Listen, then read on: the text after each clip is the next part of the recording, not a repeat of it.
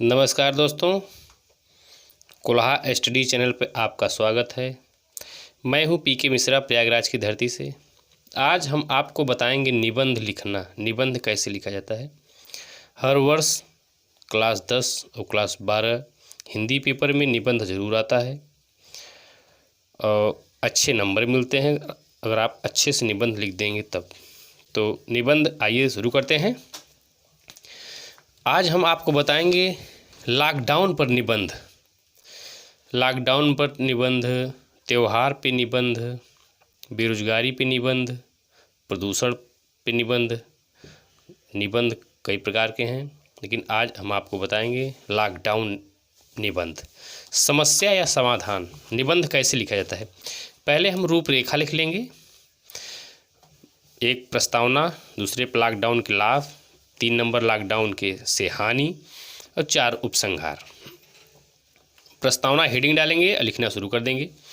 Lockdown यह मानव जाति के इतिहास में पहली बार है जहां पूरे देश में धारा 144 के तहत सबको घर में रहने की सलाह दी गई है। इसलिए किया गया क्योंकि एक ऐसा जानलेवा वायरस था दोस्तों। वायरस ने हमला बोल दिया था कि पूरी दुनिया में लाखों लोग की जान चली गई और अब भी संक्रमण का खतरा बढ़ रहा है। कोरोना वायरस से बचने का सिर्फ एक ही उपाय है, सामाजिक दूरी। यह संक्रमण एक इंसान से दूसरे इंसान में तेजी से फैलता है। भारत सरकार ने हिदायत दी है कि हम पर्सनल और प्रोफेशनल रिश्ते से हर संभव दूरी बनाए रखें, तभी हमें इस वायरस से मुक्ति मिल सकती है।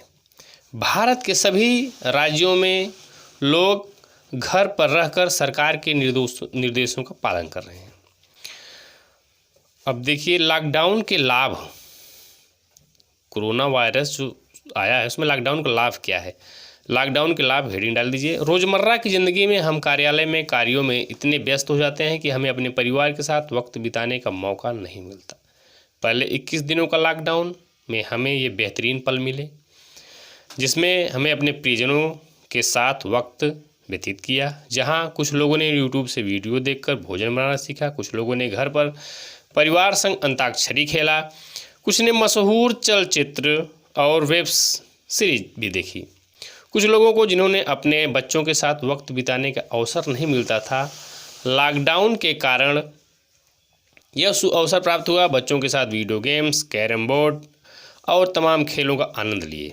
विद्यालय में छुट्टी होने के कारण घर बैठकर शिक्षकों ने ऑनलाइन क्लासेस का सहारा लिया ताकि विद्यार्थियों को शिक्षा में कोई रुकावट न आए। दोस्तों, लोगों को लॉकडाउन के इन कुछ दिनों में अपने दिल में दबे शौक पूरा करने का भी मौका मिला है। दोस्तों, आम आदमी से लेकर बड़े बड़े सेलिब्रिटी ने इसका फ़ायदा उठाया। किसी ने कोई वाद्य यंत्र बजाना सीखा, किसी ने नृत्य सीखा और अभ्यास किया जो दैनिक जीवन में असंभव है। लॉकडाउन रहने के कारण कोरोना वायरस के मरीज में गिरावट आई और संक्रमण फैलने का खतरा कम हुआ। हमें रोज़मर्रा की ज़िंदगी की चीज़ों में कमी न हो, इसलिए किराने के सामान, फल, सब्जी, दवाइयाँ बाज़ार में उपलब्ध रहीं। लॉकडाउन से बड़े बड़े कारखानों और वाहनों का चलना निषेध हो गया, जिसके कारण प्रदूषण में भी कमी आई। कल कारखानों का कचरा जो बाहर नदी के जल में प्रवाहित कर दिया जाता था, उस पर रोक लग गई। अब वायु प्रदूषण में नियंत्रण आ चुका है।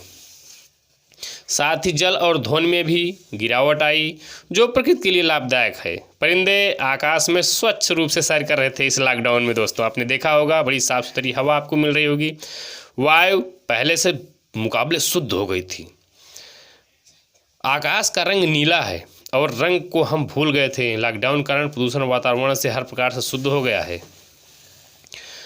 ये सब फायदे थे लॉकडाउन के। अब आप लॉकडाउन की हानियाँ समझिए। लॉकडाउन से हानि, बड़े बड़े कल कारखानों को बंद करने के कारण मजदूरों पर आफत आ गई। जो मजदूर दैनिक मजदूरी करके जीवन यापन करते थे, जिसे हम रोज़मर्रा की ज़िंदगी कहते हैं दोस्तों, रोज़ कमाओ रोज़ खाओ। उनके घरों का चूल्हा तक जलना बंद हो गया था। बस्ती में लोग भूखे सो रहे थे। गरीब घरों का लॉकडाउन का सबसे ज़्यादा असर पड़ा था। उनके पास घर लौटने तक के पैसे नहीं थे। देश में ऐसी परिस्थिति के कारण समझते हुए देश की सरकार ने प्रधानमंत्री राहत कोष से ज़रूरतमंदों की समस्या करने का निर्णय लिया। बहुत सारे लोगों ने भी आगे आकर मदद आरंभ किया। लगभग सभी देशों के कारोबार को भारी क्षति हुई। बड़े कारखानों को बंद करने के कारण उनकी भयानक हानि सहन करनी पड़ी। बाकी व्यवसाय को भी काफ़ी नुकसान उठाना पड़ रहा है। लॉकडाउन में भारत को अनुमानतः $100 अरब तक घाटा होने की आशंका है। कोरोना वायरस से 14 अप्रैल तक देश में लॉकडाउन रखना चाहती थी, किंतु अब 31 मई तक बढ़ाना पड़ा। जो पिछला लॉकडाउन था 2020 का, 4 चरणों में लॉकडाउन की व्यवस्था की गई। भारत में लॉकडाउन के कारण घर में रहते हुए लोग की मानसिक समस्या हो सकती है। इससे छोटे बच्चों की काफ़ी समस्या हुई। वो बाहर खेलने कूदने में असमर्थ हैं। कई लोग डिप्रेशन का भी शिकार हो सकते हैं।